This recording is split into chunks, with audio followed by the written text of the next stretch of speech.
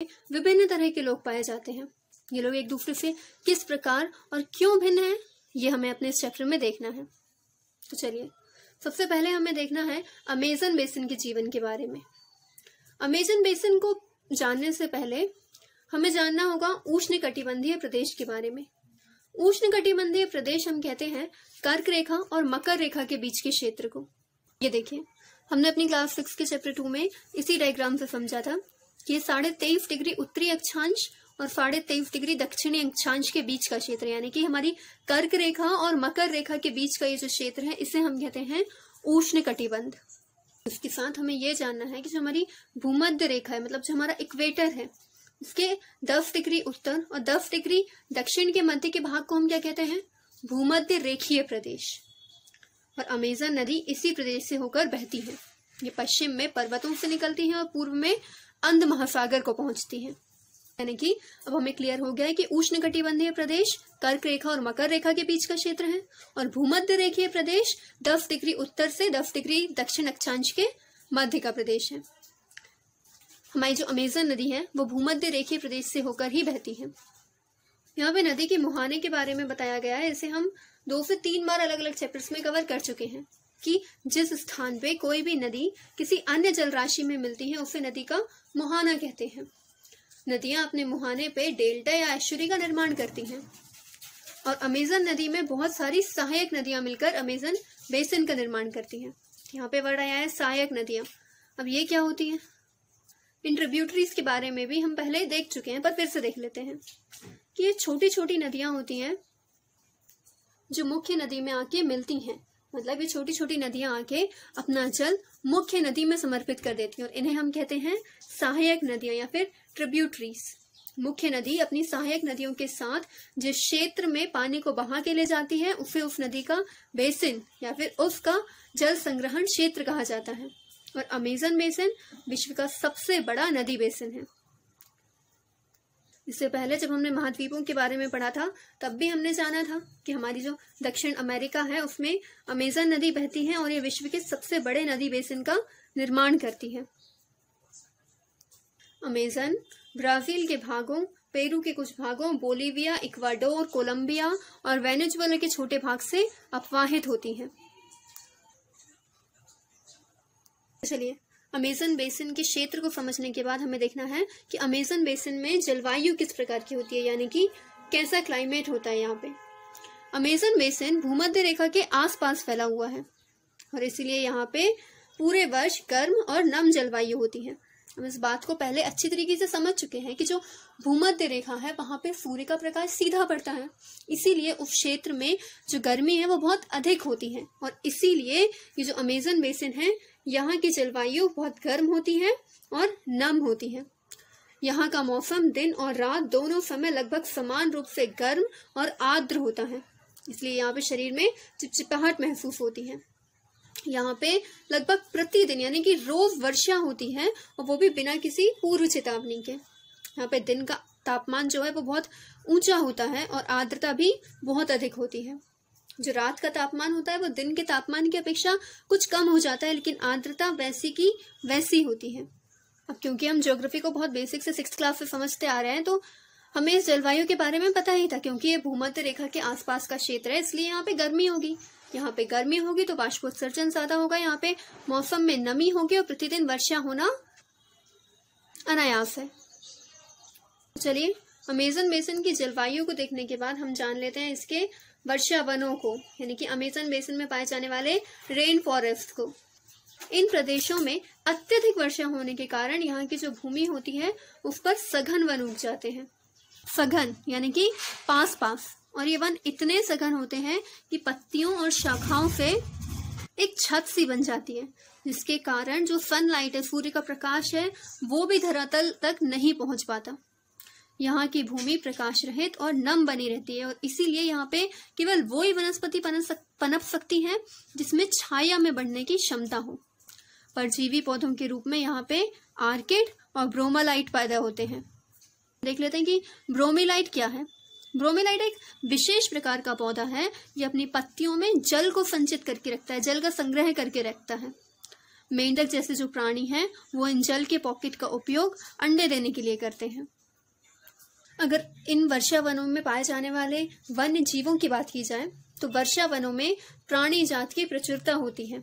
यहाँ पे टूकन, गुंजन पक्षी, रंगीन पक्षिति वाले पक्षी एवं भोजन के लिए बड़ी चोंच वाले विभिन्न प्रकार के पक्षी जो भारत में पाए जाने वाले सामान्य पक्षियों से भिन्न होते हैं वे पाए जाते हैं। इसके अलावा प्राणियों में यहाँ पे बंदर, स्लॉथ और चींटी खाने वाले टैपीर भी पाए जाते हैं। यहाँ पे डायग्राम दिए गए हैं तो हम देख लेते हैं। ये है टूकन पक्षी, ये देखिए यहाँ पे इसकी चोंच कितनी बड़ी है। अलावा ऊपर हमने जो देखा था चींटी खाने वाले टैपीर को, तो ये है वो टैपीर। इसके अलावा सांप और सरीसृप की भी विभिन्न प्रजातियां इन अमेजन बेसिन के वनों में पाई जाती हैं। मगरमच्छ, सांप, अजगर और एनाकोंडा और बोआ कुछ ऐसी ही प्रजातियां हैं जो इन अमेजन बेसिन में पाई जाती हैं। और इन जीवों और पक्षियों के अलावा यहाँ पे अतिरिक्त हजारों कीड़े मकोड़े भी पाए जाते हैं। और इसके अलावा मांस खाने वाली पिरान्या मत्स्य समेत मछलियों की भी विभिन्न प्रजातियां अमेजन नदी में पाई जाती हैं। देखिए यहाँ से हमें पता चल गया कि जो पिरान्या मछली है ये मांस खाती है। इस प्रकार जीवों की विविधता की दृष्टि से ये बेसिन असाधारण रूप से समृद्ध है। मतलब कि अमेजन बेसिन में विभिन्न प्रकार के जीव पाए जाते हैं। तो चलिए अमेजन बेसिन के क्षेत्रों को, इसकी जलवायु को और इसके वन्य जीवों को देखने के बाद अब हमें देखना है वर्षा वन के निवासियों के बारे में। मतलब हम यहाँ देखेंगे कि वर्षा वनों में किस प्रकार मानवीय पर्यावरण विकसित है, यहाँ पे लोग किस प्रकार रहते हैं, किस प्रकार कृषि करते हैं और किस प्रकार अपना जीवन यापन करते हैं। यहाँ के लोग छोटे से क्षेत्र में वन के कुछ वृक्षों को काटते हैं और वहां पे अपने भोजन के लिए फसल उगाते हैं। यहाँ के जो पुरुष हैं सामान्यतः शिकार करते हैं और मछली पकड़ते हैं। इसके अलावा महिलाएं फसलों का ध्यान रखती हैं। वे मुख्यतः टेपियोका, अनानास और शकरकंद उगाते हैं। क्योंकि मछली या शिकार मिलना अनिश्चित होता है, ऐसे में महिलाएं ही अपनी शाक सब्जियों से अपने परिवार का भरण पोषण करती हैं। वे कर्तन और दहन कृषि पद्धति का उपयोग करते हैं। वे कर्तन और दहन कृषि पद्धति क्या है, इसे हम डीपली देखते हैं। यहाँ पे नाम से ही समझ में आ रहा है, कर्तन और दहन यानी कि काटना और दहन यानी जलाना। कर्तन और दहन की पद्धति में किसान पहले वृक्षों और झाड़ियों को काट के भूमि को साफ करते हैं और फिर इनको जला दिया जाता है, जिससे जो पोषक तत्व हैं वो मिट्टी में मिल जाते हैं और इस प्रकार साफ भूमि पे कुछ वर्षों तक फसल पैदा की जा सकती है। जमीन के इस टुकड़े के बार बार प्रयोग करने से मिट्टी के पोषक तत्वों का अभाव हो जाता है, इसलिए कुछ वर्षों तक फसल उगाने के बाद इस टुकड़े को छोड़ दिया जाता है और फिर किसी दूसरे स्थान के वृक्ष झाड़ियां काट के उनको जला के दूसरा स्थान साफ किया जाता है और वहां फसल उगाई जाती है। इस बीच जो पुराना खेत था जहां पे फसल उगा के हमने उसको छोड़ा था, उसमें जो पोषक तत्व हैं वो फिर से आ जाते हैं। भूमि और मिट्टी जो है वो पुनः उपजाऊ बन जाती है और इस पे पुनः फसल उगाई जा सकती है। इस प्रक्रिया को कहते हैं कर्तन और दहन कृषि पद्धति, जिसका उपयोग अमेजन बेसिन के लोग फसल उगाने के लिए करते हैं। इसके अलावा ये जो वर्षा वन के निवासी हैं, इनका मुख्य आहार यानी कि मुख्य भोजन जो है वो है मेनियोक, जिसे कसावा भी कहा जाता है। और ये होता क्या है, ये आलू की तरह एक जमीन के अंदर पैदा होने वाली फसल है। इसके अलावा यहाँ के लोग चींटियों की रानी और अंडकोश भी खाते हैं। कॉफी, मक्का और कोको जैसी नकदी फसलें भी इन वर्षा वनों में उगाई जाती हैं। वर्षा वन अत्यधिक मात्रा में घरों के लिए लकड़ी प्रदान करते हैं।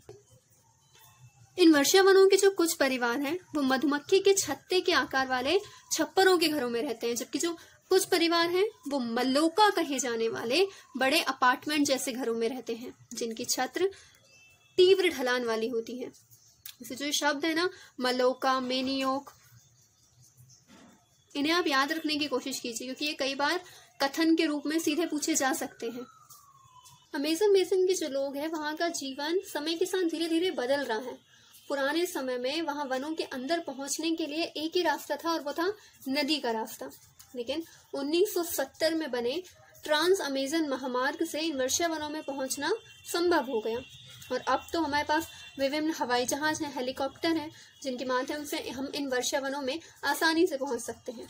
परंतु इन सब प्रक्रियाओं के फलस्वरूप यहाँ की जो मूल आबादी है उसे इस क्षेत्र से बाहर निकालना पड़ा और उन्हें नए क्षेत्रों में बसना पड़ा। जहाँ पे ये अपने पौराणिक तरीके से ही खेती करते हैं। यहाँ पे भी विकास की अंधी दौड़ के कारण होने वाले परिणामों को हमें देखना पड़ता है। विकास की विभिन्न गतिविधियों के कारण यहाँ की जो जैविक विविधता और वर्षावन है वो धीरे धीरे नष्ट होते जा रहे हैं। एक अनुमान के मुताबिक प्रतिवर्ष अमेज़न बेसिन के वर्षावन का बड़ा भाग लुप्त होता जा रहा है। यहाँ पे हमें बहुत अच्छे डायग्राम से भी समझाया गया है कि ये देखिए यहाँ पे वर्षावनों की कितनी अधिक मात्रा थी, लेकिन यहाँ पे इन वर्षावनों को साफ किया गया जिससे मानव अपने लिए आवास बनाए और कृषि के लिए भूमि बनाए। वर्षावनों की मात्रा कम हो गई और कुछ और समय बाद इन वर्षावनों की मात्रा अत्यधिक कम हो गई। धीरे धीरे ये जो उपजाऊ भूमि थी, ये जो मिट्टी की सघन परत थी, ये धीरे धीरे एक बंजर भूमि में परिवर्तित होने लगी। अब तक हमने क्या देख लिया? हमने देख लिया कि उष्णकटिबंधीय क्षेत्र क्या होते हैं, इसके अलावा भूमध्य रेखीय प्रदेश किन्हें कहते हैं। हमने जाना अमेज़न बेसिन के बारे में, हमने जाना अमेज़न बेसिन के जीवन के बारे में, यहाँ पाई जाने वाली जलवायु के बारे में, यहाँ की वनस्पतियों और वन्य जीवों के बारे में, यहाँ के वर्षावनों के बारे में और इन वर्षावनों के निवासियों के बारे में। और अब हमें देखना है गंगा ब्रह्मपुत्र बेसिन के जीवन के बारे में। गंगा तथा ब्रह्मपुत्र की सहायक नदियां मिलकर भारतीय उपमहाद्वीप में गंगा ब्रह्मपुत्र बेसिन का निर्माण करती हैं।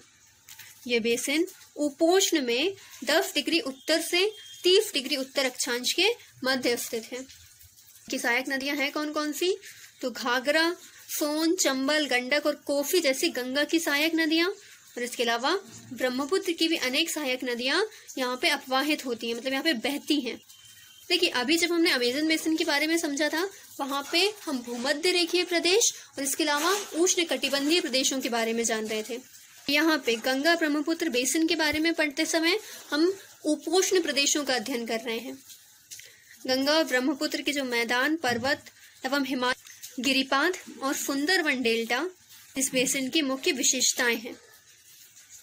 ये देखिए, यहाँ पे हम गंगा ब्रह्मपुत्र बेसिन को देख सकते हैं कि ये हमारे जो पर्वतीय प्रदेश हैं, वहाँ पे हमारे गंगा ब्रह्मपुत्र बेसिन का निर्माण होता है और ये एक बहुत बड़े क्षेत्र में फैला हुआ है। गंगा ब्रह्मपुत्र बेसिन के जो मैदानी क्षेत्र हैं, वहाँ पे अनेक चाप झीलें पाई जाती हैं। चाप झील यानी कि ऑक्सबो लेक, ऑक्सबो लेक्स। अभी चाप झीलें क्या होती हैं, इन्हें हमने बहुत ज्यादा डीपली पढ़ा था अपनी क्लास 7 के चैप्टर नंबर 5 में, तो आप सबको पता होगा कि चाप झीलें क्या होती हैं। फिर एक बार शॉर्ट में देख लेते हैं। हमने अपने चैप्टर 5 में देखा था कि कोई भी नदी सीधी धारा में नहीं बहती, ये विभिन्न विसर्पों के माध्यम से विभिन्न विसर्प बना के बहती है, और कई बार ये विसर्प इतने निकट आ जाते हैं कि ये नदी की मुख्य धारा से कट के अलग हो जाते हैं, और इस प्रकार ये निर्मित करते हैं चाप झील।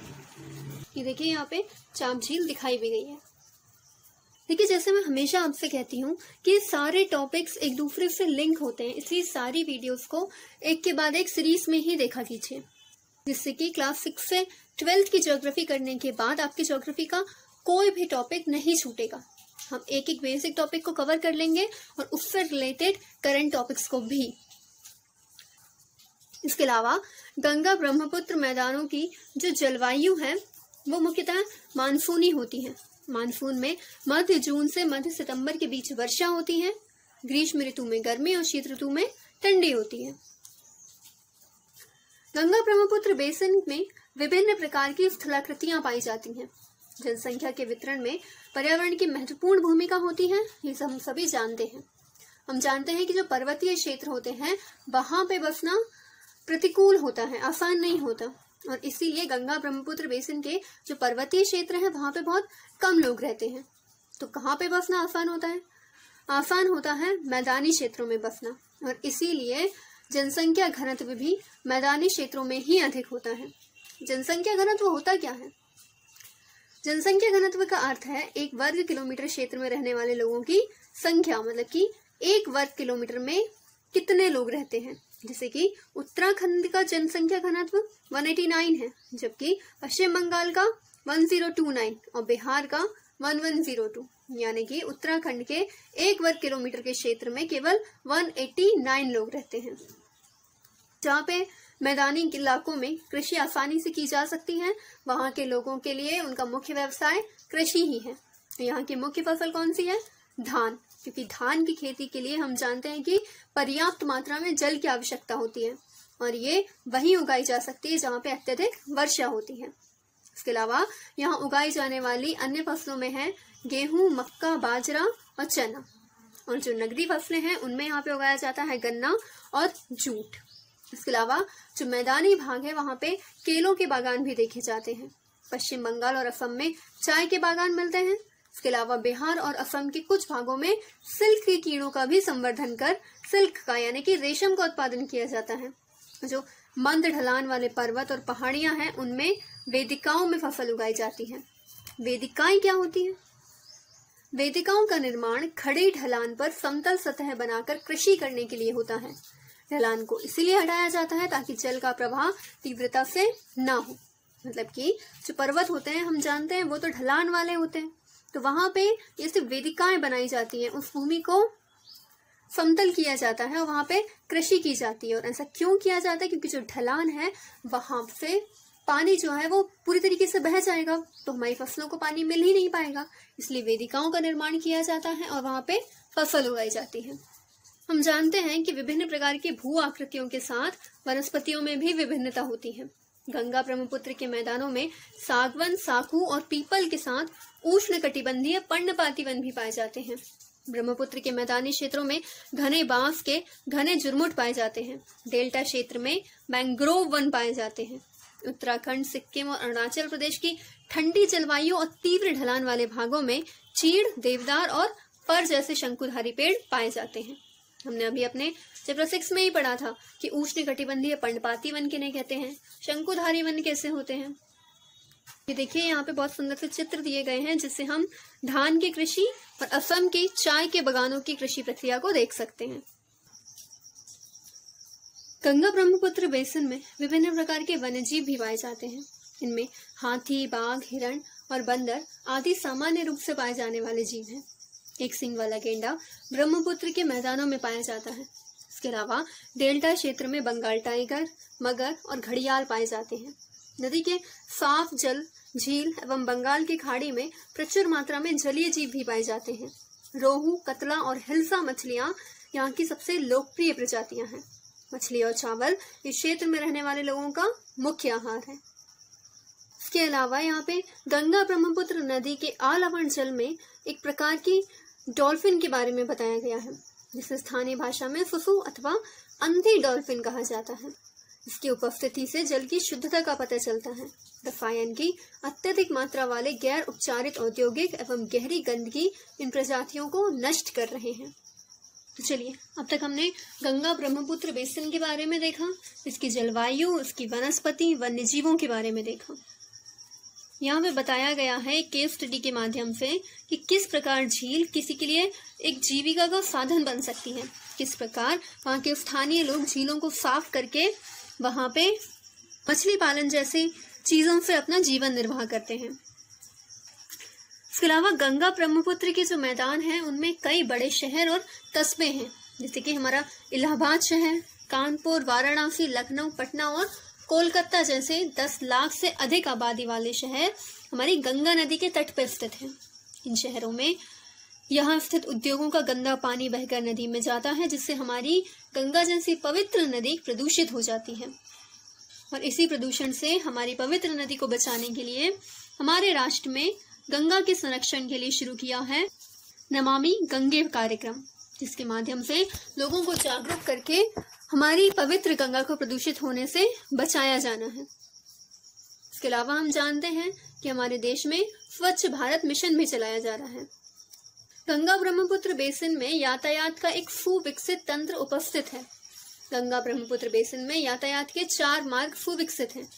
मैदानी इलाकों में सड़क मार्ग और रेल मार्ग के माध्यम से एक स्थान से दूसरे स्थान पर जाया जाता है और नदी के तटीय क्षेत्रों में जलमार्ग यातायात का प्रभावी माध्यम है। कोलकाता में हुगली नदी पर स्थित महत्वपूर्ण पत्तन है। मैदानी क्षेत्र में कई हवाई पत्तन यानी कि एयरपोर्ट्स भी हैं। अलावा इन बेसिन में पर्यटन यहाँ की महत्वपूर्ण विशेषता है। आगरा में यमुना के किनारे स्थित ताजमहल, इलाहाबाद में गंगा और यमुना नदी का संगम, उत्तर प्रदेश और बिहार के बौद्ध स्तूप, लखनऊ का इमामबाड़ा, असम का काजीरंगा और मानस वन्य प्राणी अभ्यारण्य जो हाल ही में सुर्खियों में भी था, तथा अरुणाचल प्रदेश की विभिन्न जनजातीय संस्कृतियों जैसे कई दर्शनीय स्थल इन गंगा ब्रह्मपुत्र बेसिनों में उपस्थित हैं। ये देखिए यहाँ पे मानस वन्य प्राणी अभ्यारण्य के एक बाघ का सुंदर चित्र भी दिया गया है। आज इस पूरी वीडियो में मैंने आपसे कोई भी क्वेश्चन नहीं पूछा, तो आप अब बाघ से रिलेटेड क्वेश्चन ही बताइए कि हाल में बाघों की संख्या से रिलेटेड एक रिपोर्ट प्रकाशित की गई है, तो भारत के किस राज्य में इस रिपोर्ट के अनुसार सबसे अधिक बाघ पाए जाते हैं। देखिए उस रिपोर्ट के अनुसार किस स्टेट में सबसे अधिक टाइगर्स पाए गए हैं। मैं ऐसा क्वेश्चन जब भी पूछती हूँ तो सिर्फ एक या दो लोग होते हैं जो कमेंट्स में आंसर लिखते हैं।